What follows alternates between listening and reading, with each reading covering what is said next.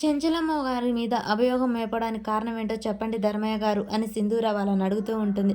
విజయమ్మ కల్పించుకొని ఇందులో తన కూతురి పెళ్లి గురించి అడుగుతున్నారు అనగానే, అడిగింది మిమ్ముల కాదండి, మేము ధర్మయ్య గారిని అడుగుతున్నాం. అభియోగం మోపింది వారు కదా, మీరెందుకు సమాధానం చెప్తున్నారు? అడిగే అధికారం నాకుంది, కానీ నేను అడిగింది వాళ్ళని కూడా. మీరు మాట్లాడాల్సిన అవసరం లేదు కదా అని చెప్పేసి విజయమ్మని అంటూ ఉంటుంది సింధూర. ఆహా, అత్త వారసత్వం పాటు పొగరు కూడా పంచిందనమాట. పొగరు అని నువ్వనుకుంటున్నావు, విజ్ఞతి అని నేను అనుకుంటున్నాను అని చెంచలమ్మ బదిలిస్తుంది. ఆహా, నీ కోడలికి ఎంత విజ్ఞత ఎంత ఉందో అది అర్థమవుతూనే ఉంది అని విజయం అంటుంది. అది అర్థం చేసుకునే వాళ్ళ గుణాన్ని బట్టి ఉంటుంది, కానీ ఎదురు వాదన చేసే వాళ్ళకి కాదు. అది తెలుసుకొని మసులుకొని ఉంటే బాగుంటుంది అని విజయమ్మకు చెంచలమ్మ సమాధానం చెప్తుంది. ధర్మయ్య ఉండి, అమ్మ, నా కూతురికి పెళ్ళైన రోజే పసుపు కుంకుమ దూరం అయింది. ఆ రోజు నుంచి నా కూతురు అత్తవారింట్లోనే ఉంటూ ఉంది. నా కూతురికి మళ్ళీ పెళ్లి చేయాలని నేను నిర్ణయించుకున్నాను అని చెప్పగానే చెంచలమ్మ కోపంగా చూస్తూ ఉంటుంది. ధర్మయ్య నా కూతుర్ని నా దగ్గరికి పంపమంటే వాళ్ళ అత్తగారు అయిన చెంచలమ్మ గారు పంపట్లేదు. నా కూతురికి మళ్ళీ పెళ్లి చేయమంటే తను ఒప్పుకోవట్లేదు. అందుకే మేము ఈ నిర్ణయం తీసుకోవాల్సి వచ్చింది. చెంచలమ్మ గారి మీద ఫిర్యాదు ఇవ్వాల్సి వచ్చింది. నా కూతుర్ని పసుపు కుంకుమలతో చూడాలన్నదే మా కోరికమ్మ, న్యాయం జరిపించండి అమ్మ అని చెప్పేసి ధర్మయ్య భార్య దండం పెడుతూ ఉంటారు. ఆ మాటలు విన్న చెంచలమ్మ కోపంగా చూస్తూ ఉంటుంది. ఊరు పెద్దలందరూ అలాగే చూస్తూ ఉంటారు. ఇక తీర్పు చెప్పండి అని అందరూ అడగడంతో సింధూర చెంచలమ్మ వైపు చూస్తూ ఉంటుంది. చెంచలమ్మ చెప్పు అన్నట్టు తల ఆడిస్తూ ఉంటుంది. వాళ్ళిద్దరూ అలా కండ్లతోనే మాట్లాడుకోవటం చూసిన విజయమ్మ, ఇక్కడ తీర్పు ఏదో తప్పుగా జరుగుతుంది, సింధూర ఎక్కడ అత్తవైపు ఉంటుందో అని ఆతృతతో తను సింధూరకు అడ్డం పడిపోతూ ఉంటుంది. ఆగు సింధూర, నువ్వు తీర్పు చెప్పడానికి వీల్లేదు అని చెప్పేసి అంటుంటుంది.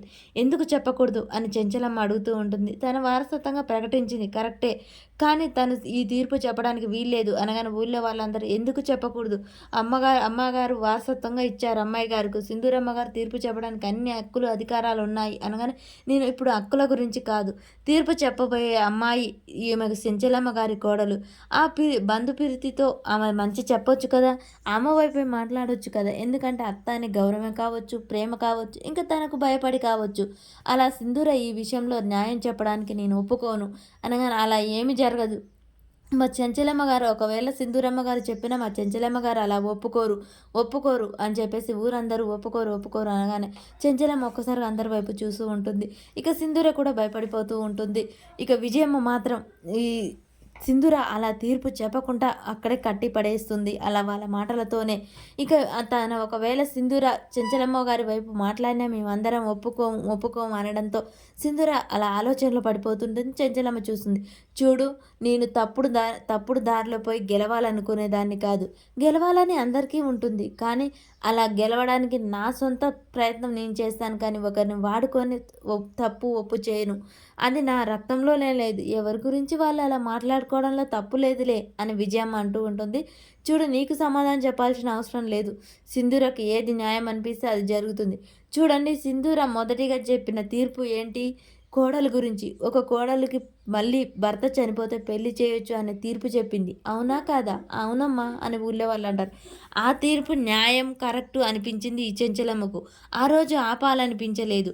అలాంటిది మరి ఈరోజు అదే తీర్పు అదే చెప్పాలి కదా, ఇక్కడ అదే జరగాలి. అలాంటప్పుడు తప్పేముంది అని చెప్పేసి విజయమ్మ లాజిక్గా మాట్లాడుతూ ఉంటుంది. ప్రజలు కూడా అవును, తప్పు లేదు, అదే తీర్పుగా వస్తుంది అని చెప్పగానే చెంచలం ఏం మాట్లాడాలని అర్థం కాక అలా చూస్తూ ఉంటుంది. చూడు, నా కోడలు ఏది తీర్పుగా చెప్తే అది నేను ఒప్పుకోవడానికి మనస్ఫూర్తిగా అంగీకరిస్తున్నాను. నీకు అనిపిస్తుంది, కానీ నీ కోడలు అదే తీర్పు చెప్పాలి కదా అని చెప్పేసి విజయమ్మ సింధూర వైపు చూస్తూ ఉంటుంది. ఇంకా వాళ్ళిద్దరి మధ్య వాగ్దాలు అయితే అలా పెరిగిపోతూనే ఉంటాయి. ఇద్దరు వాదన పెరిగిపోతూనే ఉంటుంది. ఇక విజయమ్మ తెలివిగా ఆ తీర్పు అదే రావాలి అని ఊరి జనాన్ని ఇంకా సింధూరాన్ని రెచ్చగొడుతూ ఉంటుంది. ధర్మయ్య భార్య మాత్రం అందరికీ దండం పెడుతూ ఉంటారు. మరి సింధూర ఏ తీర్పు చెప్తుంది అనేది మనకు నెక్స్ట్ వీడియోలో